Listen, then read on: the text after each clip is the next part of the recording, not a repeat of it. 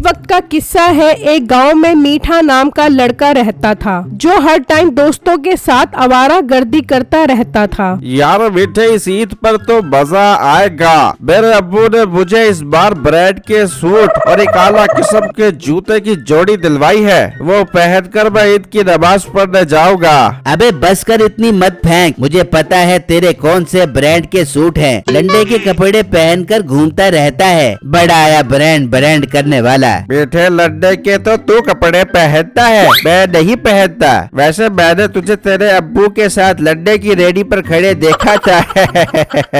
ओ hello, तमीज से बात कर। वो मैं नहीं हूँगा, मेरा कोई हम शक्ल होगा। वैसे भी दुनिया में 7 लोग एक ही शक्ल के होते हैं। खैर बेटे, सब छोड़, ये बता तूने ईद के कपड़े ले लिए हैं? भाई मेरे अब्बू तो कब से मेरे पीछे पड़े हैं कि मीठे चल तुझे कपड़े दिलवा दूं। आज अब्बू की बात मान लेता हूँ और कपड़े ले आऊंगा उनके साथ जाकर। फिर मीठा वहाँ से चला जाता है और घर आ जाता है तो मीठे का बाप कहता है, मीठे तू कब तक आवारागर्दी करता रहेगा दोस्तों के साथ? तेरे साथ के लड़के कोई डॉक्टर बन गया, कोई इंजीनियर बन गया, लेकिन तू वही का वही खड़ा है। शर्म कर कुछ। अम्मा तू ही अब्बे को समझा, ये हर टाइम मेरी बिस्ती करता रहता है। मीठे वैसे तेरा बाप ठीक कह रहा है, अब तू जवान हो गया है, कोई काम काज कर। ठीक है माँ, कर लूँगा काम काज भी। अच्छा अब्बा, मुझे ईद पर कपड़े तो ले दे। मीठे कौन से कपड़े और किस ईद की बात कर रहा है तू? मेरे अब्बू जानू, रमजान के बाद जो ईद आती है उसकी बात कर रहा हूँ। अच्छा मीठे, इस ईद की बात कर रहा है। अच्छा ये बता, लोग रमजान में क्या करते हैं? अरे अब्बू, रोजे रखते हैं लोग। अच्छा तूने कितने रोजे रखे? एक भी नहीं। कितने रखे? अरे एक भी नहीं रखा। कितने रखे फिर से बोल। एक भी नहीं रखा। बार बार क्यों शर्मिंदा करवा रहा है? फिर किस बात की ईद बना रहा है तू? अबे पूरे रमजान के महीने में दबा कर खाया है तूने। आम दिनों में तू 3 टाइम खाता है, रमजान में तूने 5 टाइम खाया है, 5 टाइम। अब्बा तुझे मैं कपड़ों का बोल रहा हूँ और तू खाने की बात कर रहा है। देख मीठे, इतना आटा कट्टा है, तू कोई काम कर ले और ईद के लिए कपड़े ले ले। हाँ तेरी माँ ठीक कह रही है, अपने लिए भी कपड़े खरीद ले और हमारे लिए भी। अरे ओ अब्बा, इस छोटे बच्चे पर रहम कर, इतना काम का बोझ न डाल कि मेरी सेहत बर्दाश्त न कर सके। मीठे 30 साल का हो गया है तू, कब तक हम पर बोझ बना रहेगा? शर्म कर, कुछ शर्म कर। बस अब्बा, मेरी बहुत बेइज्जती कर ली। मुझे नहीं चाहिए कपड़े। अब मैं खुद मेहनत करके ईद के कपड़े बना लूंगा। मैं जा रहा हूँ, मुझे रोकना मत बिल्कुल भी। मीठे मैं तुझे क्यों रोकूं? तू जा जाकर कमा। फिर मीठा घर से चला जाता है तो रास्ते में बिट्टू मिलता है। क्या हुआ मीठे भाई, आप परेशान लग रहे हो? बस क्या करूं बिट्टू, अब्बे ने परेशान किया हुआ है कि मीठे कमा और ईद के कपड़े खुद बना। तो मीठे भाई अंकल बिल्कुल ठीक कह रहे हैं, आप हट्टे कट्टे हो, आपको कमाना चाहिए। ओ मोटे गेंडे, पहले ही मैं परेशान हूँ, ऊपर से तू मेरा दिमाग खराब कर रहा है। अच्छा भला काम ढूंढने जा रहा था, अब तेरी शक्ल देख ली तो लगता है मुझे कोई काम नहीं मिलेगा। मेरा एक जानने वाला है जिसकी ज्वेलरी की दुकान है, मैंने सोचा आपको वहाँ काम दिलवा दूं, लेकिन आपने जो बदतमीजी की है मेरे साथ, अब खुद जाकर काम ढूंढो। बिट्टू मेरे प्यारे भाई, प्लीज लगवा दो ना मुझे उधर काम पर। हाँ भाई ना, लाइन पर चलो, मेरे साथ चलो। फिर मीठा और बिट्टू वहाँ से निकलते हैं और ज्वेलरी वाली दुकान पर आ जाते हैं। बिट्टू बड़े दिनों बाद नजर आए हो, सुनाओ कैसे आना हुआ यहाँ? भाई ये मीठे भाई को कोई काम मिलेगा आपकी दुकान पर?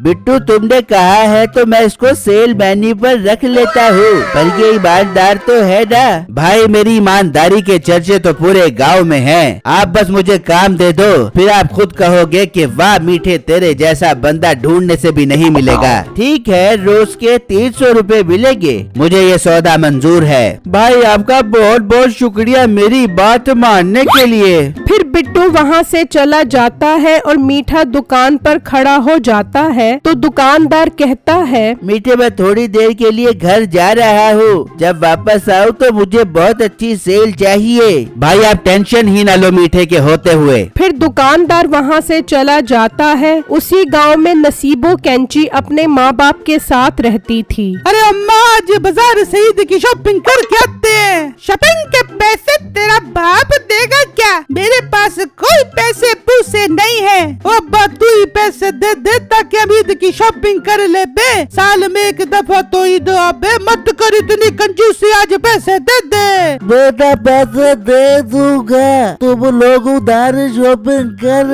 लेना यार। अब्बा उधार शॉपिंग कहाँ से कर ले बे? अब्बा बाजार में तेरा कौन सा खाता चलता है? अम्मा तू चल मेरे साथ बाजार, आज मैं तुझे अपने हाथ के कमालात दिखाती हूँ। फिर नसीबो और उसकी माँ घर से निकलती हैं और मीठे की दुकान पर आ जाती हैं। आए आए, आपको क्या चाहिए? मेरे पास ज्वेलरी की हर तरह की वैरायटी मिलेगी, वो भी बहुत सस्ती। जी हमें आप हार दिखा दो जो एकदम सोने का लगे। आपको ऐसा हार दिखाता हूँ जो एकदम हीरे का लगेगा। नहीं हमें हीरे जैसा हार नहीं चाहिए, सोने जैसा दिखा, सोने जैसा। अम्मा तू चुप कर।